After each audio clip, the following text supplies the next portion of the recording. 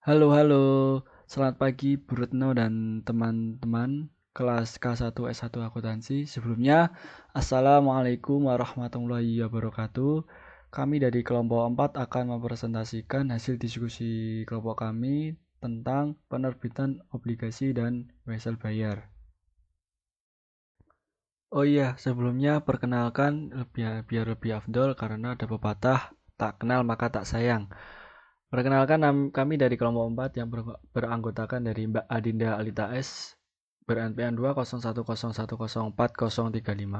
Yang kedua yaitu Mas Arung Abinaya N 20101040899. Yang ketiga yaitu Mbak Devia Safa Salsabila yang ber-NPM 20101041142.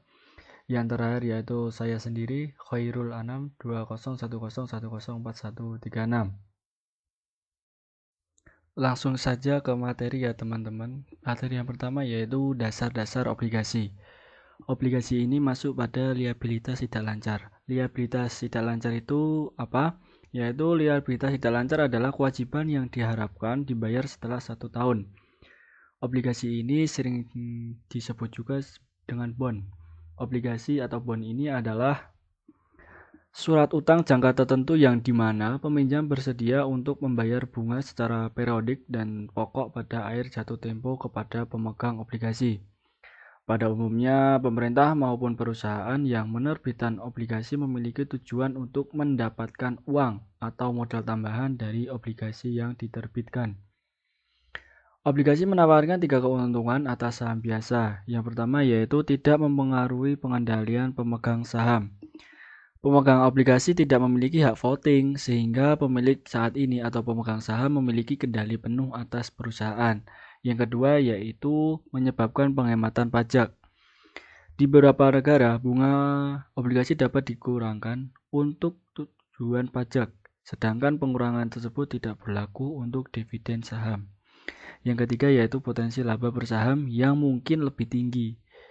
Meskipun beban bunga obligasi yang mengurangi laba neto, laba bersaham atas saham biasanya lebih tinggi ketika mengurangi pendanaan obligasi karena tidak ada saham tambahan yang diterbitkan. Alasan menerbitkan obligasi yaitu pemegang obligasi tidak memiliki hak suara. Yang kedua, pemilik perusahaan dapat meningkatkan modal melalui obligasi dengan tetap memegang kendali penuh atas perusahaan.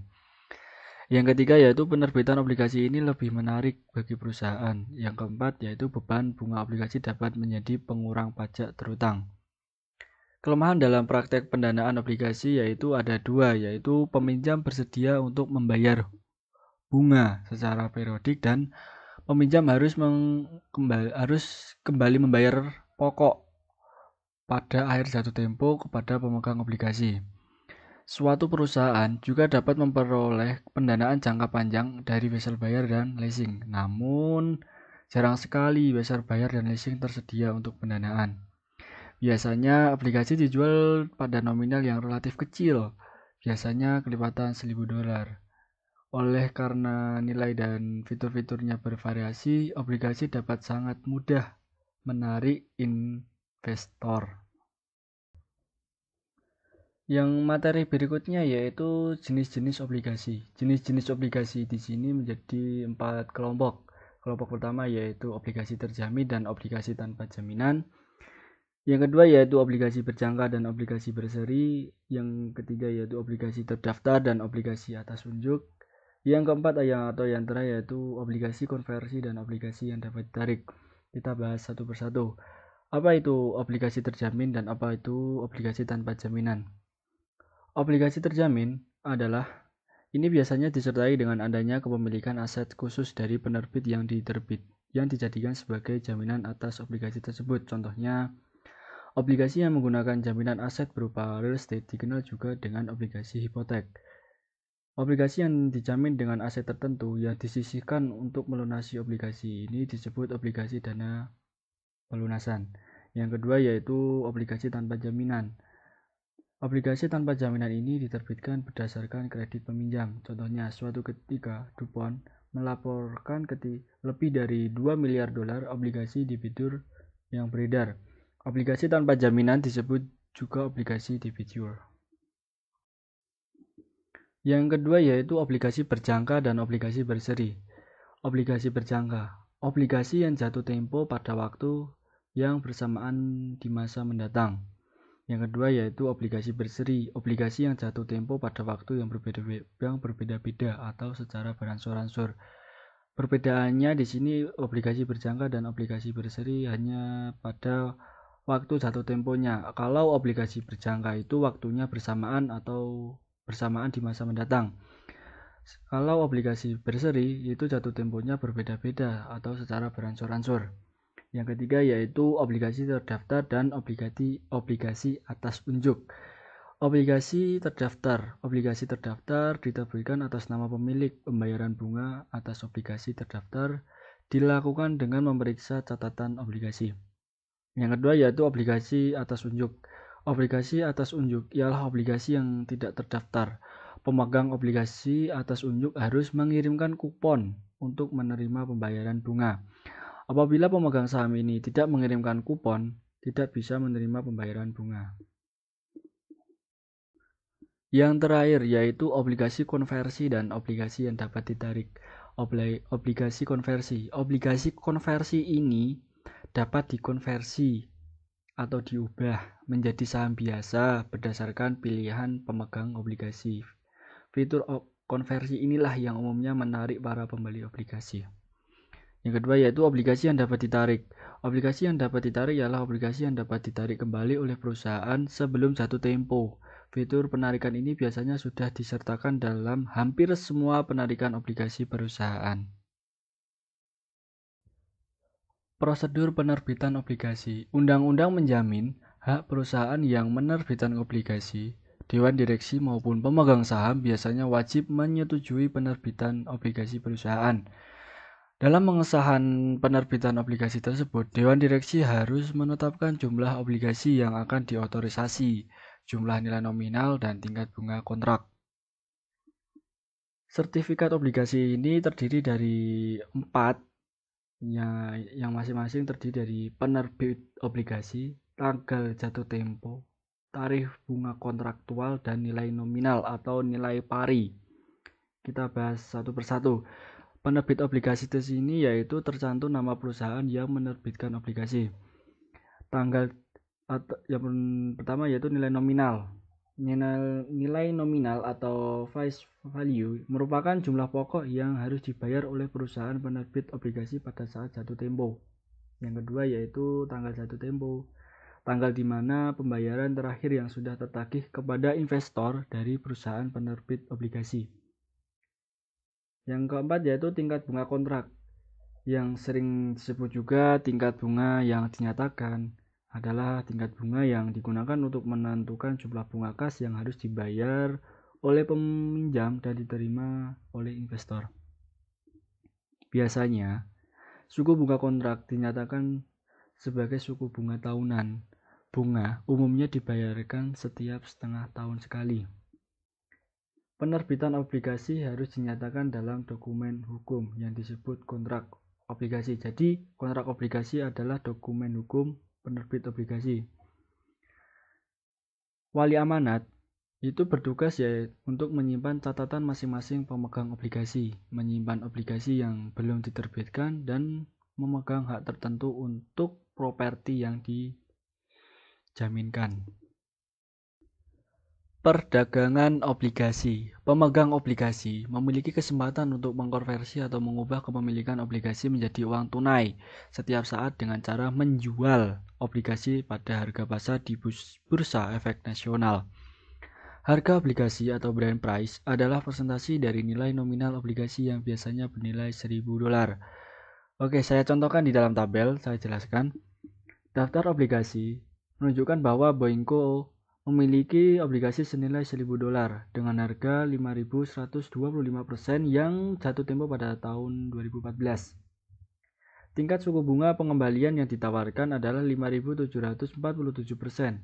Pada hari itu sejumlah $33.965.000 dari obligasi ini telah diperdagangkan. Pada penutupan perdagangan, harga obligasi tersebut adalah 96.000 595% dari nilai nominal atau sebesar atau dengan setara $965,95.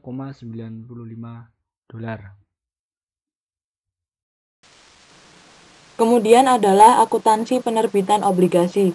Yang pertama, penerbitan obligasi pada nilai nominal.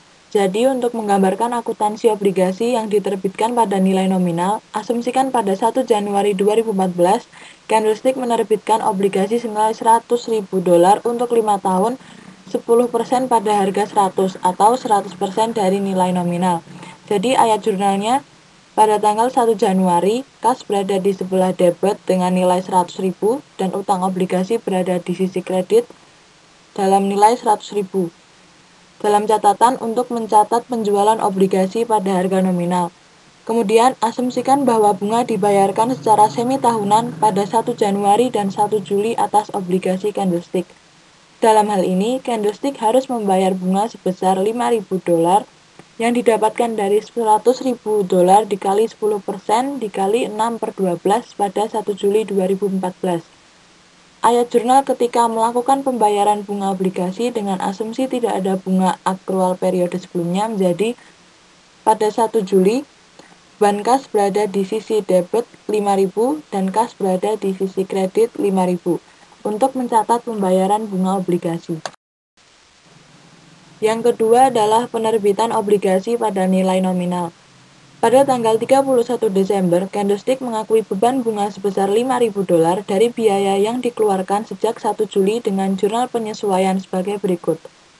Tanggal 31 Desember, beban bunga sebesar $5.000 berada di sebelah debit dan utang bunga sebesar $5.000 di sebelah kredit untuk mengakrualkan bunga obligasi. Kemudian, perusahaan mengklasifikasikan utang bunga sebagai liabilitas lancar karena transaksi dijadwalkan untuk pembayaran tahun depan. Ketika Candlestick membayar bunga pada 1 Januari 2015, perusahaan mendebit utang bunga dan mengkredit kas sebesar $5.000. Jadi, ayat jurnalnya berbunyi, pada tanggal 1 Januari, utang kas sebesar $5.000 di sebelah debit dan kas sebesar $5.000 di sebelah kredit untuk mencatat pembayaran bunga obligasi. Yang ketiga adalah diskonto atau premium obligasi. Sebagai ilustrasi, asumsikan sebuah perusahaan menerbitkan obligasi 10% pada saat obligasi sejenis dengan risiko serupa membayar 12%. Investor tidak akan tertarik untuk membeli obligasi tersebut, sehingga nilainya akan turun di bawah nilai nominalnya. Bila obligasi dijual kurang dari nilai nominalnya, selisih antara nilai nominal obligasi dan harga jualnya disebut diskonto atau diskon. Kemudian, bila obligasi dijual lebih dari nominalnya, selisih antara nilai nominal dan harga jualnya disebut premium. Kemudian, penerbitan obligasi pada nilai diskonto. Asumsikan bahwa pada 1 Januari 2014, Candlestick menjual $100.000 obligasi untuk 5 tahun dengan bunga 10% senilai $92.639 yang didapat dari 92,639% dari nilai nominal.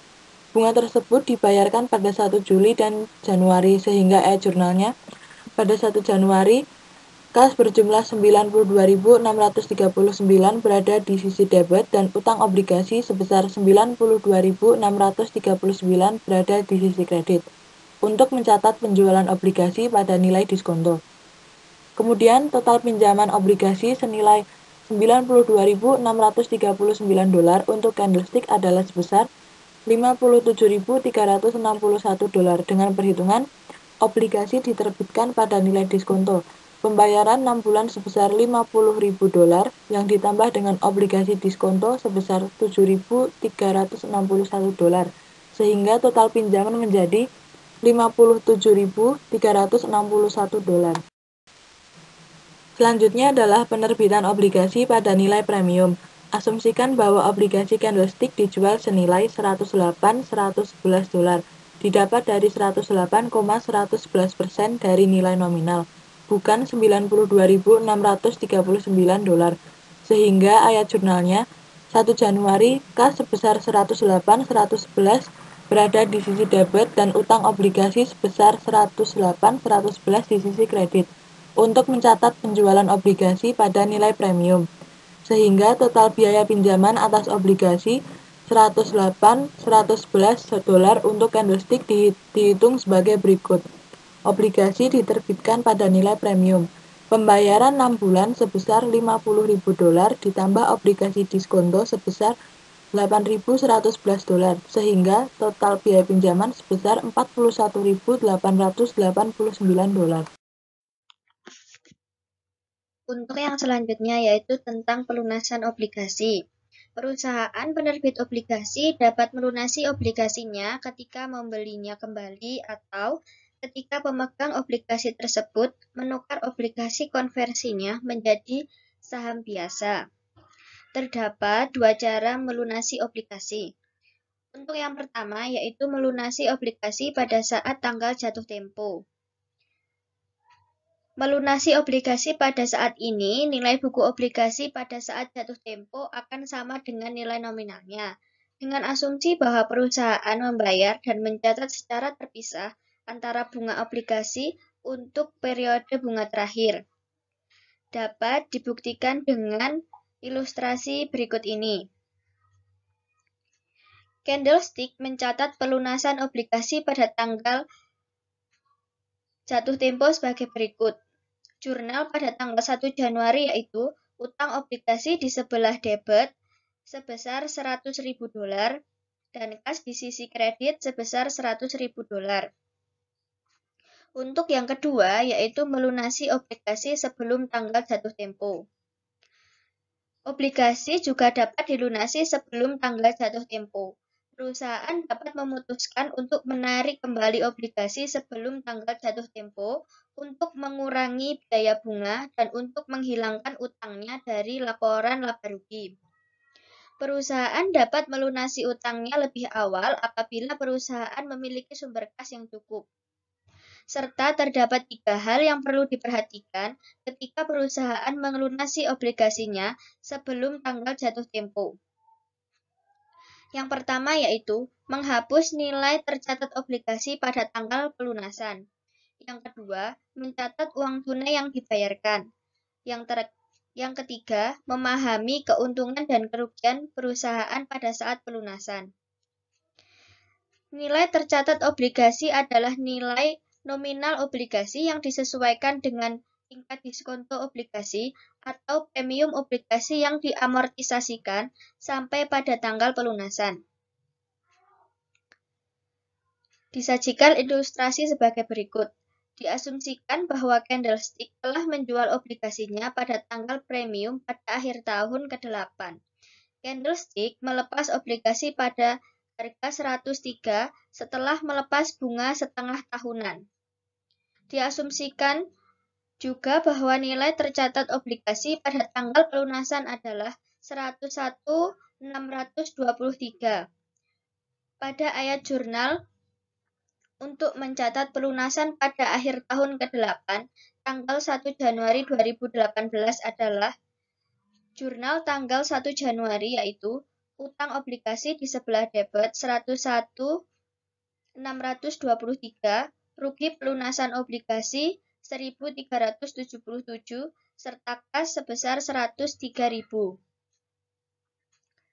Rugi pelunasan didapat dari selisih antara uang yang dibayarkan sebesar 103 dengan nilai yang tercatat obligasi sebesar 101.623. Ya, setelah membahas tentang obligasi, selanjutnya kita akan membahas mengenai akuntansi wesel bayar jangka panjang. Apa itu wesel bayar jangka panjang atau long term notes payable? Yaitu surat utang yang diterbitkan suatu perusahaan yang digunakan untuk membayar utang usaha yang telah jatuh tempo. Wesel bayar dibuat oleh perusahaan yang mempunyai kewajiban utang terhadap pihak lain. Wesel bayar juga bisa disebut sebagai utang wesel. Wesel bayar merupakan perjanjian tertulis yang dibuat oleh perusahaan untuk membayar kepada kreditur dengan jumlah tertentu termasuk bunga pada tingkat yang telah disepakati.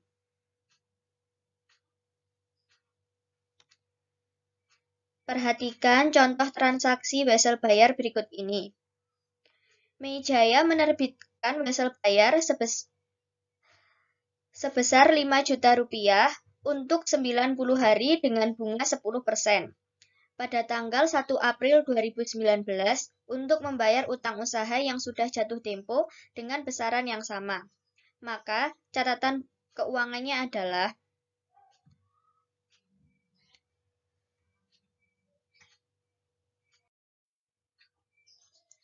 untuk mencatat transaksi pada tanggal 1 April 2019, maka utang usaha di sebelah debit sebesar 5 juta rupiah dan di sisi kredit terdapat wesel bayar sebesar 5 juta rupiah. Hal ini disebabkan utang usaha kita berkurang karena digantikan dengan wesel bayar yang telah diterbitkan untuk 90 hari ke depan sebesar 5 juta dengan bunga 10%. Saat melunasi pada saat jatuh tempo, maka akan menghitung bunganya perlu dikalkulasikan sebagai berikut. 5 juta dikalikan 10% dikali 90 per 360 hari. Maka bunga pada saat jatuh tempo sebesar Rp125.000. Jurnal pada saat pelunasan wesel bayar pada tanggal 1 Juni 2019 yaitu wesel bayar sebesar 5 juta rupiah di sisi debit, beban bunga di sisi debit sebesar Rp125.000, serta kas sebesar Rp5.125.000.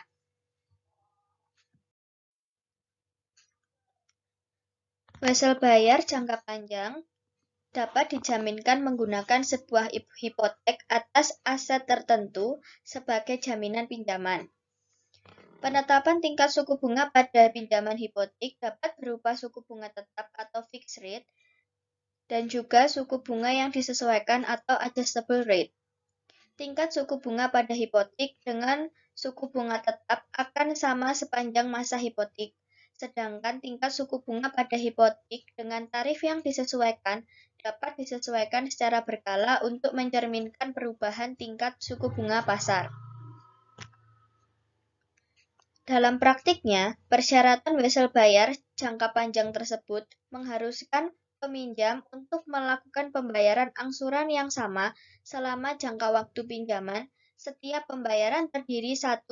Bunga atas saldo pinjaman yang belum dibayarkan, 2. Pengurangan pokok pinjaman, serta jumlah total pembayaran tingkat konstan bunga menurun tiap periode pembayaran. Sedangkan porsi yang diterapkan pada pokok pinjaman meningkat.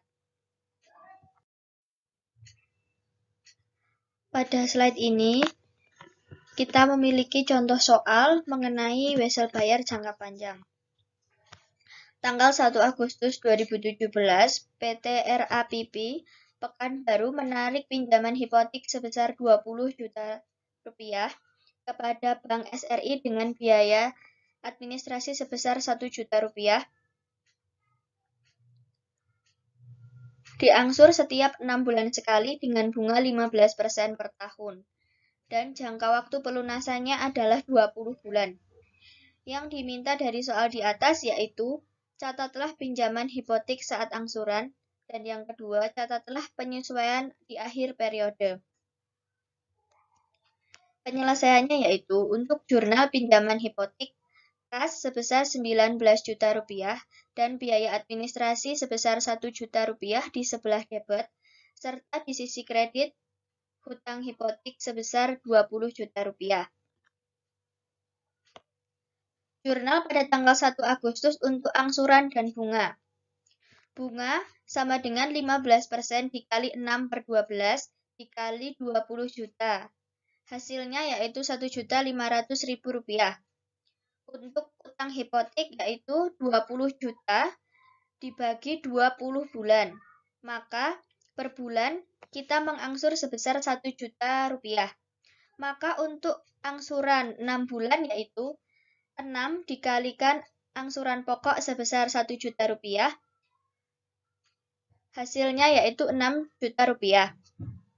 Jurnalnya, utang hipotek di sebelah debit sebesar 6 juta rupiah, bunga Rp1.500.000 di sisi debit, dan di sisi kredit kas sebesar Rp7.500.000. Untuk jurnal penyesuaian pada akhir periode yaitu jumlah biaya untuk 6 bulan adalah Rp6 juta. Maka dikurangi biaya administrasi sebesar Rp1 juta. Hasilnya adalah Rp5 juta.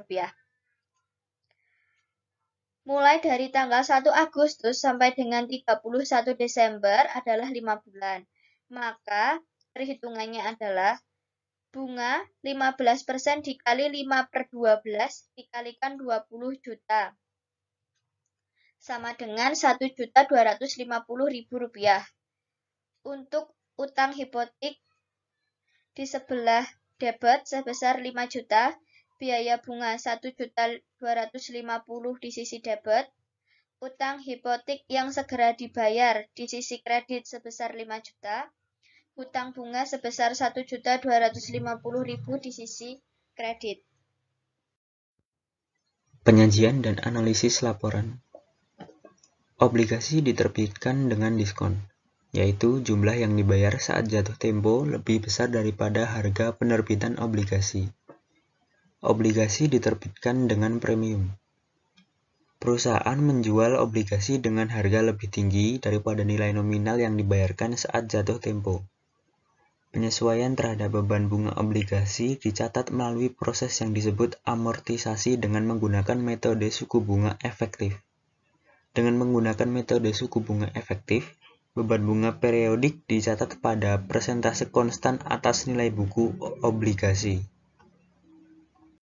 Rasio hutang atau debt ratio dihitung dengan membagikan total hutang atau total liabilities dengan total aset yang dimilikinya. Rasio hutang atau debt ratio ini sering juga disebut dengan rasio hutang terhadap total aset atau total debt to total asset ratio. Berikut ini adalah rumus rasio hutang atau debt ratio. Contoh kasus perhitungan rasio hutang. Perusahaan PT AADC memiliki total aset sebanyak Rp100 juta dan total hutang sebanyak Rp70 juta. Berapakah rasio hutang perusahaan PT AADC? Diketahui, total aset sama dengan Rp100 juta. Total hutang sama dengan Rp70 juta. Rasio hutangnya belum diketahui. Jawaban, rasio hutang sama dengan total hutang dibagi total aset, yaitu Rp70 juta dibagi Rp100 juta sama dengan 0,7 kali. Jadi rasio hutang atau debt ratio pada perusahaan PT AADC adalah sebesar 0,7 kali. Penilaian rasio hutang atau debt ratio. Rasio hutang yang optimal adalah rasio yang proporsi hutang atau kewajiban dan ekuitasnya sama seperti pada debt to equity ratio atau rasio hutang terhadap total ekuitas. Contoh soal. PT AADC menerbitkan obligasi senilai Rp5 juta tertanggal 1 Januari 2012. Jatuh tempo dalam waktu 4 tahun dengan kupon 8% yang dibayarkan setiap tanggal 1 Januari. Kasus jurnal akuntansi jika suku bunga pasar 8%. Berikut adalah contoh gambarnya. Dapat dilihat 5 juta memiliki bunga 8%, yaitu 400.000 dan dibayarkan per tanggal 1 Januari 2013, 1 Januari 2014, 1 Januari 2015, 1 Januari 2016. Totalnya ada 4 tahun dengan membayar bunga 8% dari 5 juta yaitu 400.000. Pada tanggal 1 Januari 2012, kasnya yaitu Rp5 juta. Utang obligasi Rp5 juta. Pada tanggal 31 Desember 2012, beban bunga obligasi Rp400.000. Utang bunga obligasi Rp400.000. Pada tanggal 1 Januari 2013, utang obligasi Rp400.000, kas Rp400.000. Sekian dari presentasi dari kelompok 4. Saya mewakili teman-teman kelompok 4. Apabila ada tutur kata dan yang kurang berkenan di hati Anda, mohon dimaafkan. Dan yang kurang paham tentang materi yang kami berikan, boleh ditanyakan. Wassalamualaikum warahmatullahi wabarakatuh.